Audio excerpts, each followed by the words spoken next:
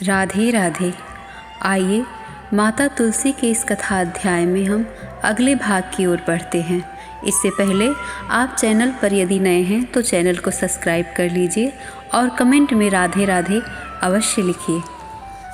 आज की कथा में आप सुनेंगे भगवान शंकर और शंखचूड़ के पक्षों में युद्ध, भद्रकाली का घोर युद्ध और आकाशवाणी सुनकर काली का शंखचूड़ पर पशुपतास्त्र न चलाना। भगवान नारायण कहते हैं, मुने, प्रतापी दानव राज शंखचूड़ सिर झुका भगवान शिव को प्रणाम करके अपने मंत्रियों के साथ तत्काल विमान पर जा बैठा। दोनों दलों में युद्ध आरंभ हो गया। दानव स्कंद की शक्ति से निरंतर पीड़ित होने लगे। उनमें हलचल मच गई। इधर स्वर्ग में देवताओं की दुंदुभियां बज उठी। उस भयंकर संग्राम रण में ही स्कंद के ऊपर फूलों की वर्षा होने लगी। स्कंद का युद्ध अत्यंत अद्भुत और भयानक था। वह प्राकृतिक प्रलय की भांति दानवों के लिए विनाशकारी सिद्ध हो रहा था। उसे देखकर विमान पर बैठे हुए राजा शंखचूड़ ने बाणों की वर्षा आरंभ कर दी।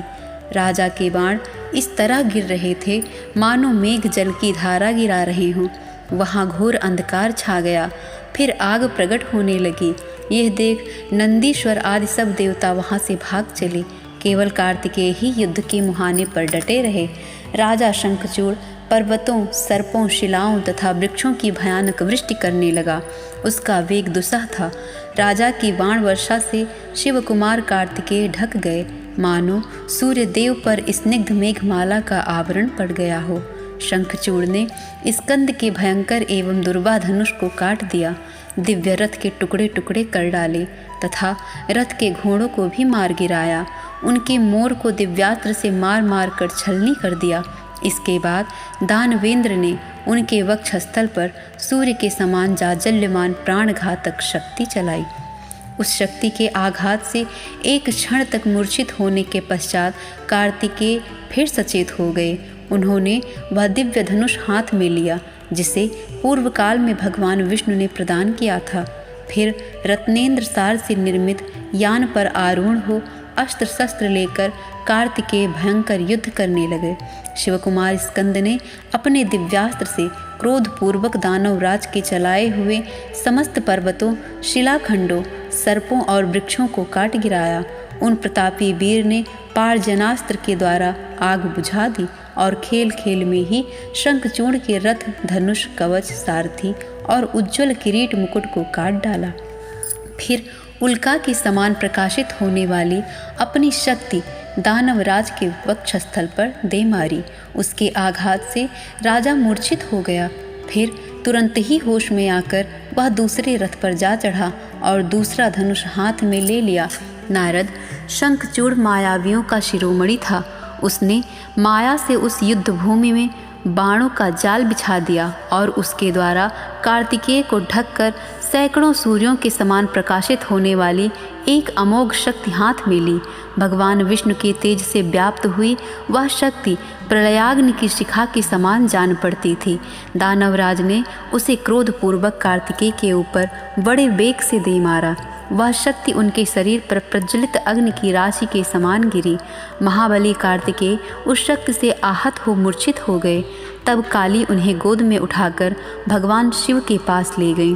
शिव ने लीलापूर्वक ज्ञान बल से उन्हें जीवित कर दिया, साथ ही असीम बल प्रदान किया। प्रतापी वीर कार्तिकेय तत्काल उठकर खड़े हो गए। उसी क्षण भगवान शंकर ने अपनी सेना तथा देवताओं को युद्ध के लिए प्रेरित किया। सेना सहित दानव राजों के साथ देवताओं का युद्ध पुनः प्रारंभ हुआ। स्वयं देवराज इंद्र वृषपर्वा के साथ युद्ध करने लगे। सूर्यदेव ने विप्रचित के साथ युद्ध छेड़ दिया। चंद्रमा दंभ के साथ भिड़ गए और बड़ा भारी युद्ध करने लगे। काल ने कालेश्वर के साथ और अग्निदेव ने गोकर्ण के साथ जूझना आरंभ किया। काल के कुबेर और मायासुर से विश्वकर्मा लड़ने लगे। मृत्यु देवता भयंकर नामक दानों से और यम संहार के साथ भिड़ गए। काल विंक और वरुण में, चंचल और वायु में, बुध और धृतपृष्ठ में तथा रक्ताक्ष और शनैश्चर में युद्ध होने लगा। जयंत ने रत्नसार का सामना किया। वसुगण और वर्चोगण परस्पर जूझने लगे। दीप्तमान के साथ अश्वनी कुमार और धूम्र के साथ नलकूबर का युद्ध आरंभ हुआ। धर्म और धनुर्धर, मंगल और मंडुकाक्ष, शोभाकर और ईशान तथा पीठर और मनमथ एक दूसरे का सामना करने लगे। उल्कामुख, धूम्र, खड्गध्वज, कांचीमुख, पिंड, धूम्र, नंदी, विश्व और पलाश, इन सबके साथ आदित्यगण घोर युद्ध करने लगे। 11 महारुद्रगण 11 भयंकर दानवों के साथ भिड़ गए। उग्रदंडा आदि और महामारी में युद्ध होने लगा। नंदीश्वर आदि समस्त रुद्रगण दानव गणों के साथ लड़ने लगे। वह महायुद्ध प्रलय काल के समान भयंकर जान पड़ता था। उस समय भगवान शंकर काली और पुत्र के साथ वटवृक्ष के नीचे ठहरे हुए थे। मुने शेष समस्त सैन्य समुदाय निरंतर युद्ध में तत्पर थे। शंखचूर्ण रत्नमय आभूषणों से विभूषित हो करोड़ों दानवों के साथ रमणीय रत्नमय सिंहासन पर विराजमान था। उस युद्ध में भगवान शंकर के समस्त योद्धा पराजित हो गए। समस्त देवता क्षत विक्षत हो भय के मारे भाग चले। यह देख भगवान स्कंद को बड़ा क्रोध हुआ। उन्होंने देवताओं को अभयदान दिया और अपने तेज से आत्मीय गणों का बल बढ़ाया। वे स्वयं भी दानव गणों के साथ युद्ध करने लगे। उन्होंने सम्रांगण में दानवों की 100 अक्षौहिणी सेना का संहार कर डाला। कमल लोचना काली ने कुपित हो खप्पर गिराना आरंभ किया। वह दानवों के 100 खप्पर खून एक साथ पी जाती थी। लाखों हाथी और घोड़ों को एक ही हाथ से समेटकर लीलापूर्वक लील जाती थी। मुने समर भूमि में सहस्त्रों कबंध बिना सिर के धड़ नृत्य करने लगे। स्कंद के बाण समूहों से क्षत विक्षत हुए महान बल पराक्रम से संपन्न सभी दानव भय के मारे भाग चले। वृषपर्वा, विप्रचित, दंभ और विंकन ये सब बारी बारी से स्कंद के साथ युद्ध करने लगे। अब काली ने सम्रांगण में प्रवेश किया। भगवान शिव कार्तिकेय की रक्षा करने लगे। नंदीश्वर आदि वीर काली के ही पीछे पीछे गए। समस्त देवता, गंधर्व, यक्ष, राक्षस, किन्नर, बहुत से राज्य भांड और करोड़ों मेघ भी उन्हीं के साथ थे। संग्राम में पहुंचकर काली ने सिंहनाद किया। देवी के उस सिंहनाद से दानव मूर्छित हो गए। काली ने बारंबार दैत्यों के लिए अमंगल सूचक अट्टहास किया। वे युद्ध के मुहाने पर हर्षपूर्वक मधु पीने और नृत्य करने लगी। उग्रद्रष्टा, उग्रचंडा और कौट्टरी भी मधुपान करने लगी। योगनियों और डाकनियों के गण तथा देवगण आदि भी इस कार्य में योग देने लगे। काली को उपस्थित देख शंखचूर्ण तुरंत रणभूमि में आ पहुंचा। दानव डरे हुए थे। दानवराज ने उन सबको अभयदान दिया। काली ने प्रलयाग्नि की शिखा के समान अग्नि फेंकना आरंभ किया, परंतु राजा शंखचूर्ण ने पार्जनास्त्र के द्वारा उसे अवहेलनापूर्वक बुझा दिया। तब काली ने तीव्र एवं परम अद्भुत वारुणास्त्र चलाया, परंतु दानवेंद्र ने गांधर्वास्त्र चलाकर खेल खेल में ही उसे काट डाला। तदंतर काली ने अग्निशिखा के समान तेजस्वी माहेश्वरास्त्र का प्रयोग किया, किंतु राजा शंखचूर्ण ने वैष्णवास्त्र का प्रयोग करके उस अस्त्र को अवहेलनापूर्वक शीघ्र शांत कर दिया। तब देवी ने मंत्रोच्चारण पूर्वक नारायण अस्त्र चलाया। उसे देखते ही राजा रथ से उतर पड़ा और उस नारायण अस्त्र को प्रणाम करने लगा। शंखचूर्ण ने दंड की भांति भूमि पर पड़कर भक्ति भाव से नारायण अस्त्र को साष्टांग प्रणाम किया। तब प्रलयाग्नि की शिखा के समान तेजस्वी वह अस्त्र ऊपर को चला गया।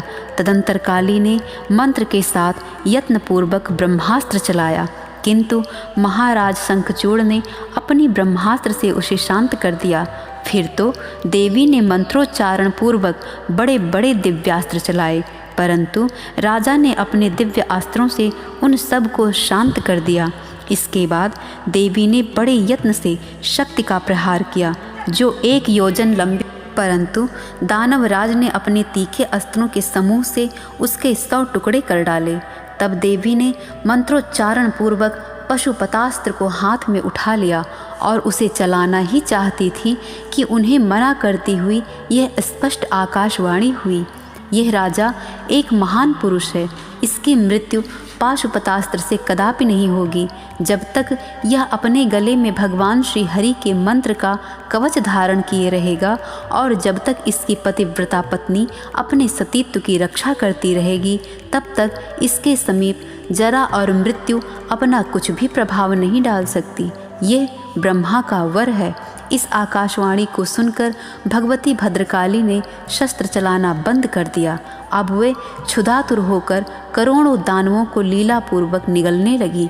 भयंकर वेश वाली वह देवी शंखचूड़ को खा जाने के लिए बड़े वेग से उसकी ओर झपटी। तब दानव ने अपने अत्यंत तेजस्वी दिव्यास्त्र से उन्हें रोक दिया। भद्रकाली अपनी सहयोगिनी योगिनियों के साथ भांति भांति से दैत्य दल का विनाश करने लगी। उन्होंने दानवराज शंखचूड़ को भी बड़ी चोट पहुंचाई, पर वे दानवराज का कुछ नहीं बिगाड़ सकी। तब वे भगवान शंकर के पास चली गई और उन्होंने आरंभ से लेकर अंत तक क्रमशः युद्ध संबंधी सभी बातें भगवान शंकर को बतलाईं। दानवों का विनाश सुनकर भगवान हंसने लगे। भद्रकाली ने यह भी कहा, अब भी रणभूमि में लगभग 1 लाख प्रधान दानव बचे हुए हैं। मैं उन्हें खा रही थी। उस समय जो मुख से निकल गए वे ही बच रहे हैं। फिर जब मैं संग्राम में दानवराज शंखचूड़ पर पाशुपतास्त्र छोड़ने को तैयार हुई और जब आकाशवाणी हुई कि यह राजा तुमसे अवध्य है, तब से महान ज्ञानी एवं असीम बल पराक्रम से संपन्न उस दानवराज ने मुझ पर अस्त्र छोड़ना बंद कर दिया। वह मेरे छोड़े हुए बाणों को काट भर देता था। ये भाग यही समाप्त होता है। अगले भाग में हम सुनेंगे भगवान शंकर और शंखचूड़ का युद्ध, शंकर के त्रिशूल से शंखचूड़ का भस्म होना तथा सुदामा गोप के स्वरूप में उसका विमान द्वारा गोलोक पधारना।